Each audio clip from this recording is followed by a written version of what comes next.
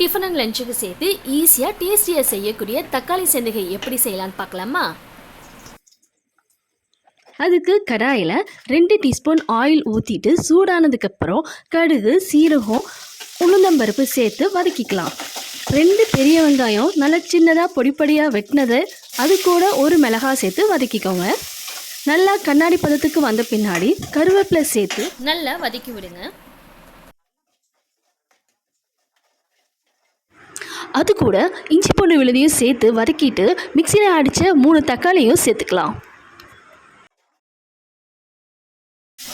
தேவைக்கேற்ப உப்பு சேர்த்து கலரி விட்டுருங்க.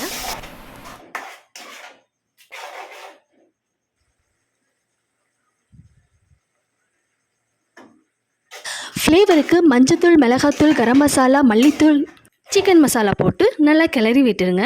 இது நல்லா கொதிச்சு வந்ததுக்கப்புறம் 1 பேக்கெட் சந்தகை ஃப்ரெஷ்ஷாக இருக்கிறத போட்டு நல்லா மிக்ஸ் பண்ணி விட்டிங்கன்னா ஃபைனலி தக்காளி தொக்கு ரெடி.